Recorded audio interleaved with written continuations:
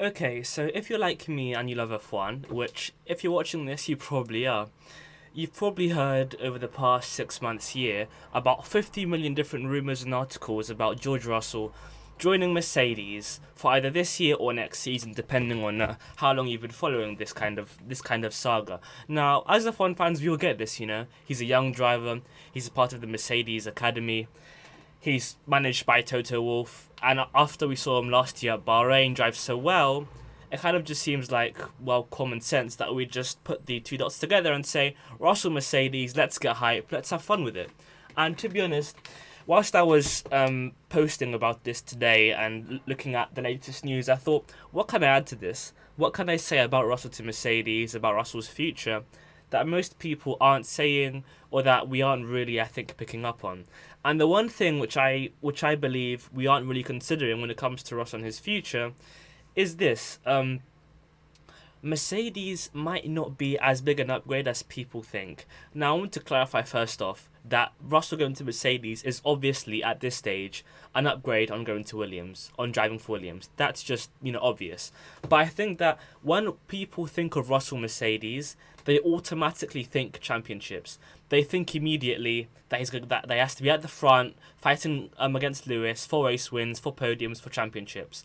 And whilst that could all happen, I think that we might have to just bring back our expectations just slightly for next season, because there's a very realistic chance that next year Mercedes aren't as strong as we are used to seeing them. And I understand for the past 6-7 years, Mercedes have been that team in F1. So me saying that next year they aren't going to be quick may not mean too much, but with new regulations coming in next season, and with Mercedes focused on trying to win this year against Red Bull, I think it's a pretty fair assumption, or at least a pretty fair kind of idea to consider, that next year Mercedes may not be as strong as they have been in the past, but more importantly, they might not be the guaranteed championship winning team that they have been for the past half decade now. And I say this because next year when Russell goes to Mercedes, I think there'll be a lot more struggle and difficulty than people expect.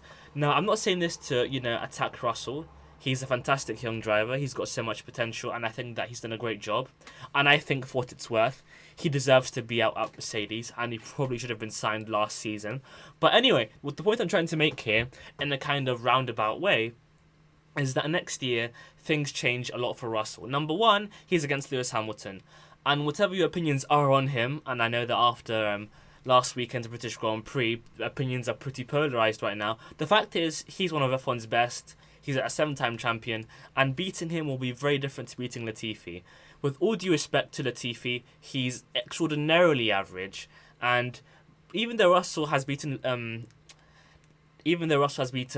Latifi in about 25 qualifying sessions, or even 30 at this point, that there would have been many qualifying sessions where he made mistakes and he was still able to beat Russell.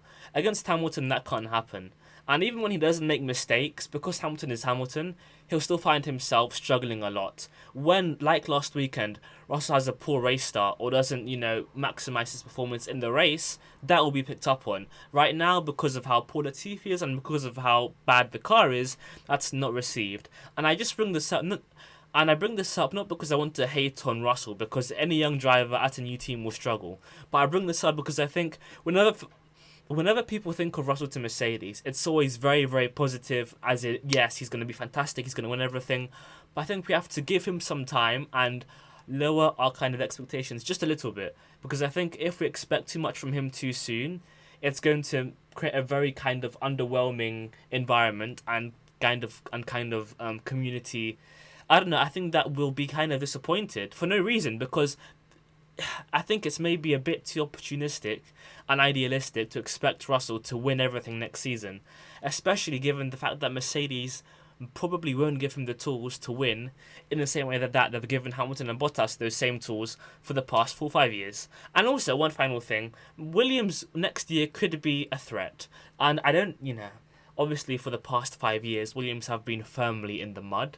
I'm not here, I'm not some Williams fan saying that they'll win the title next year. But next year, they can be a legitimate midfield team that score points consistently and maybe even the odd podium here or there. For next season, nobody knows. And I'm not here to say that I know what's going to happen or that I know which team is going to be strongest. But what I can say is we have to at least, I would say, accept the possibility that Russell to Mercedes might not be as spectacular as we expect it to be.